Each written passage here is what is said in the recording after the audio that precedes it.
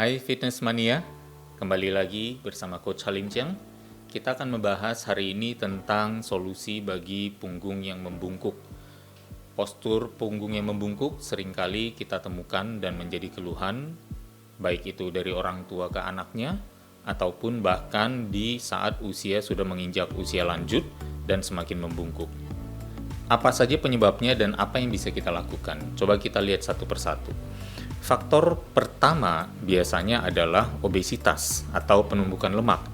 Nah, kita bisa melihat bahwa dengan penumpukan lemak, terutama central obesity yang terjadi di perut, menarik tulang punggung kita ke depan karena adanya beban tambahan baru ke depan tubuh sehingga tulang belakang mau tidak mau mengalah atau menyerah, ya.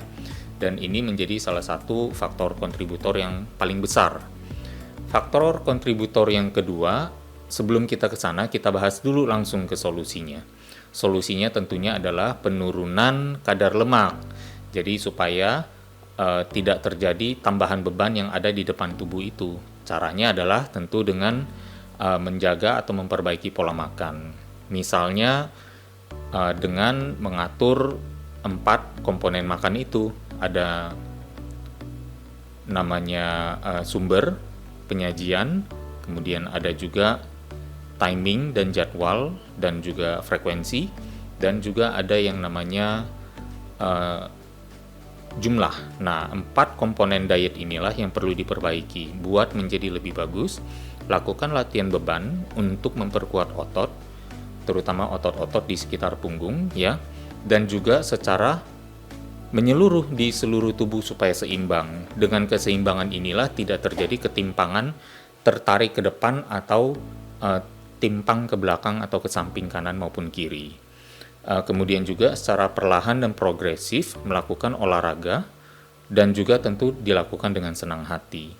Dan tidur yang seimbang, baik kualitas maupun kuantitas. Nah, sekarang ke faktor yang kedua, yaitu terjadinya kebiasaan postural.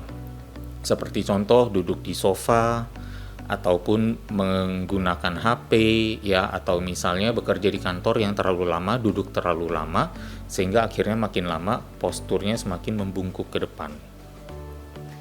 Dan ini tentunya bisa disiasati atau solusinya adalah dengan memperbaiki perangkat tidur kita, misalnya dari matras, ya, atau bahkan menimbulkan atau menjaga mulai secara frekuensi yang lebih tinggi awareness di dalam diri kita, ya, untuk memulai postur duduk yang lebih baik, karena postur buruk bisa dari awal, tapi kalau misalnya dari awal sudah kita jaga, sudah bagus.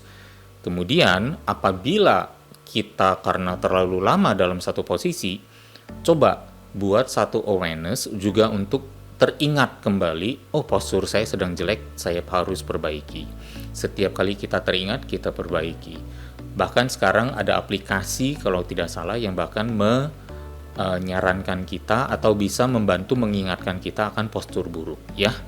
Kemudian juga misalnya ada bantuan alat bantu seperti alat penyangga HP untuk melepaskan kita dari HP dari tangan gitu. Biasa berhubungan dengan jarak pandang.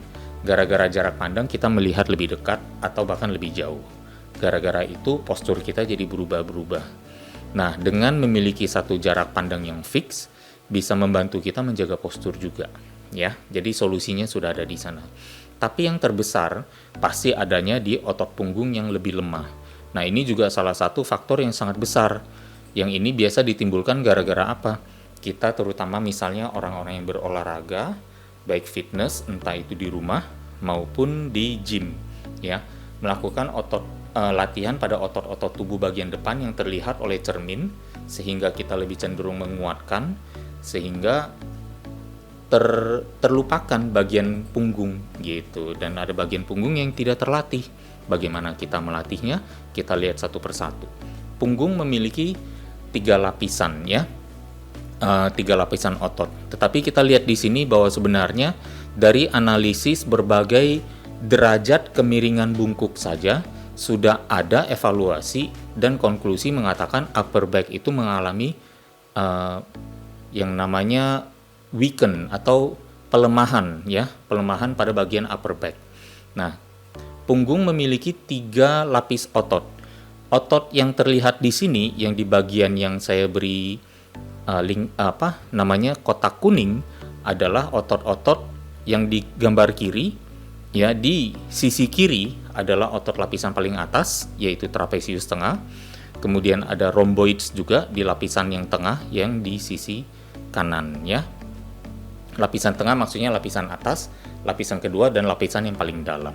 Kita bahas dulu 2 lapisan yang teratas ini dengan gerakan yang namanya scapular retraction. Scapular retraction bisa kita mulai dengan yang nomor 1, gerakan di atas maupun gerakan di bawah, lebih kurang sama saja.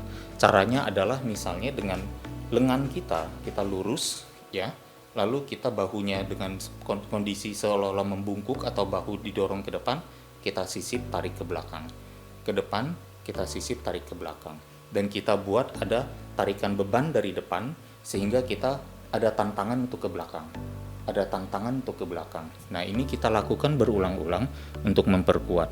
Tidak hanya di satu sisi kanan, kiri juga, atau bahkan kedua-duanya kita tarik. Kita tarik, ya. Jadi kedua-duanya kita sisip tarik ke belakang. Nah, ini yang nanti akan memperkuat 2 otot lapisan atas yang ada di gambar berikut ini, ya. Scapular retraction juga bisa kita lakukan dengan gambar di bawah, yaitu dengan cara menggunakan resistance band. Kita tarik saja ke samping, ya, sampai kedua belikat kita bertemu di tengah. Kita buka lagi, kita pertemukan lagi belikat kita. Kita pertemukan, kita jauhkan, kita pertemukan lagi. Nah, kegiatan-kegiatan ini akan memperkuat otot-otot punggung supaya menguat dan seimbang dengan kekuatan otot yang ada di depan tubuh. Keseimbangan otot depan dan otot belakang tubuh yang nanti akan membuat kita memiliki postur yang lebih bagus. Yang kedua adalah ini juga lapisan nomor 2, ya, yang ada di kotak di gambar sebelah kiri ini, tapi kotaknya ada di sisi kanan. Nah, ini adalah otot yang sifatnya di lapisan kedua juga, yang namanya rhomboids. Bisa melakukan latihan gerakan seperti ini, ya, plank dengan adanya disc atau lantai permukaan yang lebih licin aja, yang memungkinkan kita untuk bergesek seperti ini, ya. Jadi ini juga akan membantu melatih otot punggung kita sampai bahkan ke bagian samping yang otot-otot yang menempel pada rusuk, yaitu yang namanya otot serratus anterior. Kemudian ada lagi yang lapisan paling dalam, ya. Lapisan paling dalam ini yang di bawah 2 otot tadi, ya, otot trapezius tengah, otot rhomboids, dan sekarang otot lapisan yang lebih dalam lagi yang banyak di sini, salah satunya adalah longissimus, ya. Semispinalis, ya, spinalis, dan lain sebagainya. Otot-otot ini bisa dilatih dengan yang namanya spine extension. Spine extension seperti apa? Gerakannya adalah seperti yang digambarkan dengan garis merah. Jadi alih-alih melakukan gerakan seperti ini, ya, ini misalnya pinggul, ini kaki, pinggul, kemudian kita punggungnya seolah-olah back extension atau hip extension, yang sebenarnya adalah fungsi dari otot pinggul. Kita sekarang melakukannya adalah dengan cara kita hanya melengkungkan atasnya aja, kita busungkan, kita bungkuk dan membusung di bagian atasnya saja. Jadi kalau misalnya saya di sini menaruh tongkat atau kayu atau apapun juga, pusar saya tidak mendorong si kayu, tapi pusar saya tetap, dia hanya punggungnya aja di atasnya, ya. Dengan melakukan gerakan ini yang namanya spine extension, bukan hip extension, maka kita akan memperkuat otot-otot di gambar yang ada di sebelah kiri ini. Dengan penguatan ini maka semakin lengkap lagi otot-otot yang diperkuat dari lapisan dalam, kedua, maupun yang lapisan paling atas. Jadi demikian kira-kira solusi untuk otot punggung yang membungkuk. Saya tidak bilang ini akan menjadi solusi yang satu-satunya. Mumpung kita masih sehat, kondisinya belum menahun, belum kronis, maka kita masih bisa melakukan kegiatan-kegiatan ini di rumah dan untuk memperbaiki kondisi sebelum terlalu parah. Kalau memang sudah terlalu parah, ya tentunya harus melihat ke spesialis ya, harus berkonsultasi dengan spesialis, biasanya entah itu dengan fisioterapis atau dengan chiropractor. Jadi terserah bisa dipilih yang mana, tapi tetap kita utamakan dulu mencegah lebih baik daripada mengobati. Ya, sekian dari saya, semoga bermanfaat adanya. Kita bertemu lagi di episode selanjutnya. Di Bina Raganet, kami selalu percaya bahwa setiap orang pasti bisa memiliki tubuh yang ideal dan sehat. Dengan subscribe, like, dan share video ini, Anda turut membantu membangun Indonesia sehat dan kuat. Salam Jelas Fitness, saya JP.